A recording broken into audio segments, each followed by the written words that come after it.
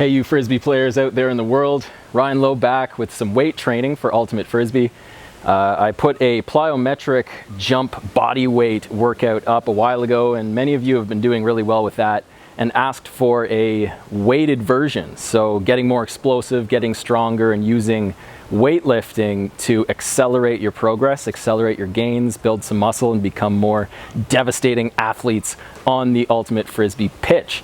So as you can see, we're just in my backyard. You can do this in the gym, obviously, but I'm in a situation in my life where I'm a father. It's hard for me to just like drive to the gym and be able to commit hours to working out. So I invested in my own setup, and you can see that it's pretty ghetto, but it does the trick. I've got some sawhorses for safety when I'm doing my squats.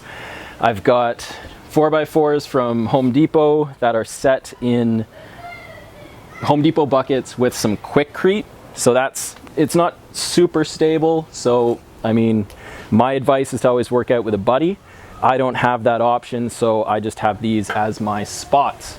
You'll see in this video that I'm going to be using weights that I've worked up to over the course of 5 years. You might be stronger than I am, you might be weaker than I am, you might be newer to this than I am at this point in my lifting career, so to speak. So I suggest start with the bar before you get into heavier weights. I'm just using these weights because these are what I'm used to and that's what my body's familiar with, but by no means start off heavier than you can manage.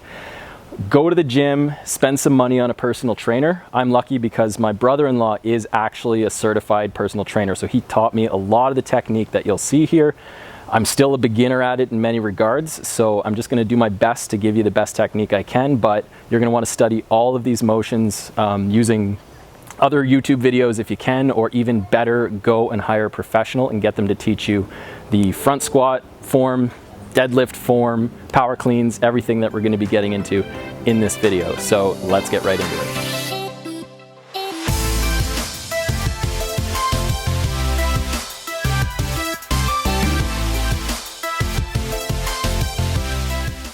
Before lifting any weights, it's a good idea to warm up, and I'm warming up much in the same way I would warm up before a Frisbee match, but you can do whatever you like or copy along with what I'm doing here, and you'll get your heart rate elevated, get your muscles full of blood and ready to do some work.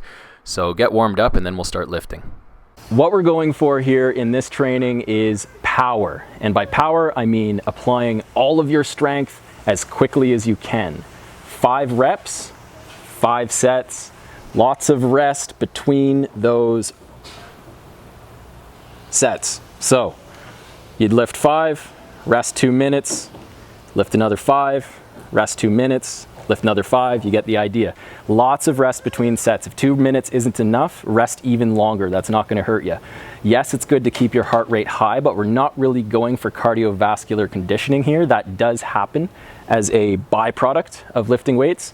But what we're really after is really solid form, perfect technique, those are kind of the same thing, and going for slow downward motion. So when you're on your way down, you're controlled and slow with good form, and then when you're on your way up, you're really exploding. You're trying to get that power expression through your body, and that's what translates really well onto the field athletically. If you think about it, in Frisbee, you got to be able to change directions really quickly. So that's an agility component. It's also that power and that explosive fast twitch fiber that's being developed in our muscles.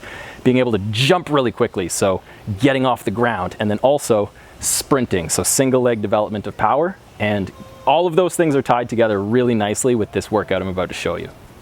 The first exercise we're going to do is the front squat, and that's because your form will be inherently really good in a front squat because the weight's in front of you, so it forces your back to be a little straighter. Your wrists are going to have to be flexible to keep your elbows high, and your dorsiflexion and your ankles will be tested. The back squat is an incredible compound movement targeting major muscle groups in your body that are used for Ultimate Frisbee, so make sure to include some back squats in your warm-up and add some more weight later as you get stronger. Doing jump squats with the bar is going to get you pretty powerful in a hurry, especially if you superset with body weight. So here you'll see I finish my 5 with the bar, I set the bar down, and then I do 5 more jumps as hard as I can, just body weight. Single leg deadlifts can be done with a bar like I'm doing, or you can use a dumbbell or a kettlebell. We're just trying to lift the weight off the ground with a straight back explosively on the way up, and trying to make sure that we're staying nice and stable. So that's going to work on our ankle stability and flexibility, which is really helpful for me here because I sprained my ankle in the winter, and you're seeing my ankles working really hard to stay stable. When setting up for a deadlift, don't reach for the bar like that. Keep your back straight, don't curve it. So we do that by pulling our shoulders back, keeping our shoulder blades engaged, our glutes engaged, our back is now straight, our core is tight when we lift, and we have a straight back on the way down as well. So you want to just really, this is a good one to get a trainer to help you study because the deadlift is so useful, but you want to get perfect form.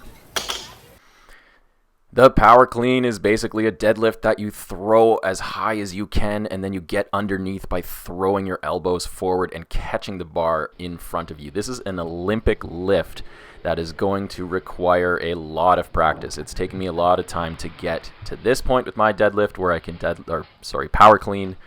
And I'm power cleaning a pretty heavy weight here, but you can see that I have to actually set the bar down and reset my grip after each rep. Get a trainer to help you with this one. Weighted lunges are probably better done with dumbbells, but I don't have any, so let's use the bar. And really, we're just doing lunges under some weight. So whatever weight you want to use here, you could give somebody a shoulder ride if you want. You could have them on your back. You could carry bags of groceries. Whatever it takes to make it harder to do your single leg lunges. And then it's a great idea to set down that weight while you're burning and do some split jump lunges. I'm not actually sure what these are called, but I superset my single leg weighted lunges with these, and it really gets the burn going and gets things powerful.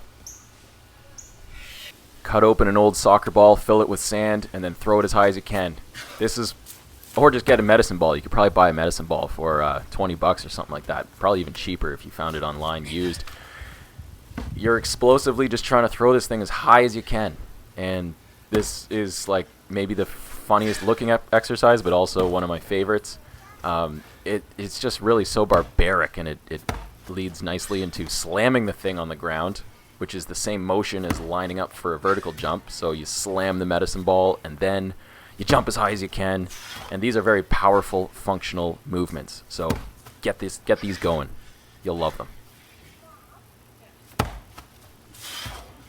If you own a kettlebell, it's not going to take up any space, and there's so much you can do with it, and it's going to make you strong and powerful and much more useful in a functional way than you might think. So here I've done a couple kettlebell swings and overhead. I don't even know what they're called, but you end up pushing straight through on them.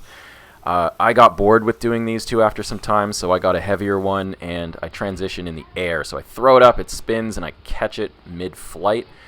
This one's a little heavy because I've been doing this for a long time, but you'll see in the air I'm switching grip. It just keeps things interesting and looks cool in slow motion. So you don't need a kettlebell. You can also use a dumbbell, and really you're just swinging the weight and trying to be explosive on the way up, controlled on the way down.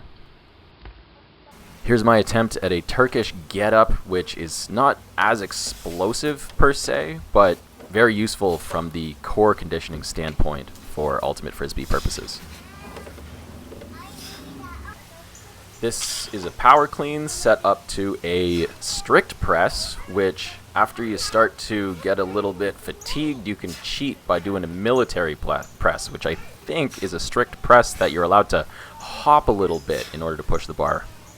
A great complement to the strict press, which is a pushing motion, is the wide grip pull-up. It's pretty much the exact same thing, only you're pulling the bar down by being on the bar and pulling yourself up. So here I'm pulling myself up as explosively as possible, and then I'm lowering myself as slowly as possible, because it's in that lowering phase that you're going to get the most micro tearing on your muscles, which is what leads to muscle growth. And more muscle growth is going to allow your body to carry more potential power. So get that muscle, and then switch to some ab raises, because you always want to make sure that you're engaging your core in every workout.